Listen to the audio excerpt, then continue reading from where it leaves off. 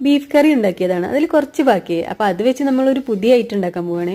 അതിന് വേണ്ടി കുറച്ച് സവോള കട്ട് ചെയ്തിട്ടുണ്ട്. അപ്പോൾ ഞാൻ ആ ബീഫ് കറി ഒന്ന് വറ്റിക്കാൻ വേണ്ടിയിട്ട് ഒരു ഗ്യാസിൽ വെച്ചിട്ടുണ്ട്. ആ സവോള കട്ട് ചെയ്തത് ഇത്തിരി ഓയിൽ ഒഴിച്ചിട്ട് അത് ചൂടായി വരുമ്പോൾ അതിലേക്ക് ഇട്ട് കൊടുത്തിട്ടുണ്ട്. പിന്നെ കുറച്ച് തക്കാളിയും കൂടി അതിന് വേണേ. അപ്പോൾ ഒരു 4 തക്കാളി എടുത്തിട്ടുണ്ട്. അപ്പോൾ അതും കൂടെ അതിൽ ചേർത്ത് കൊടുക്കുകയാണ്. ഓരോന്നും വഴണ്ടി വരുന്ന സമയം കൊണ്ട് നമുക്ക് അടുത്തത് കട്ട് ചെയ്യാം. അങ്ങനെ നമുക്ക് പെട്ടെന്ന് ഉണ്ടാക്കാം. അപ്പോൾ അതിലേക്ക് കുറച്ച് പച്ചമുളകും കൂടി എടുത്തിട്ടുണ്ട്. അപ്പോൾ അതിൽ ചേർത്ത് കൊടുത്തിട്ടുണ്ട്. പിന്നെ ഒരല്പം മഞ്ഞൾപ്പൊടി. അപ്പോൾ ഡപ്പയിൽ കാലിയായി തുടങ്ങി, അതുകൊണ്ടാണ് ഡപ്പ കൊട്ടിയതിട്ട. പിന്നെ കുറച്ച് കുരുമുളക് പൊടി ഇട്ട് കൊടുത്തിട്ടുണ്ട്. പിന്നെ അതിലേക്ക് നമ്മൾ 3 മുട്ടയാണ് പൊട്ടിച്ചൊഴിച്ചിട്ടുള്ളത്. അപ്പോൾ അത് മിക്സാക്കി എടുത്തിട്ടുണ്ട്. പിന്നെ അതിൽ ഇത്തിരി കറിവേപ്പില ഇട്ട് കൊടുത്തിട്ടുണ്ട്. അപ്പോൾ ടൊമാറ്റോ കെച്ചപ്പ് ഉണ്ടായിരുന്നു, അതാണ് അതിൽ ചേർത്തത് കേട്ടോ. ഇനി നമ്മൾ മക്രോണിയാണ് അതിൽ ചേർത്തിട്ടുള്ളത്. മക്രോണി ഞാൻ വേറെ വേവിച്ച് വെച്ചിട്ടുണ്ടായിരുന്നു. അപ്പോൾ അത് ചേർത്ത് ബീഫ് കറി അതിൽ ചേർത്ത്. പക്ഷേ എല്ലില്ലാത്ത ബീഫാണ്, അത് പ്രത്യേകം ശ്രദ്ധിക്കണം, എല്ലുള്ളതൊന്നും ഇട്ട് കൊടുക്കരുത്.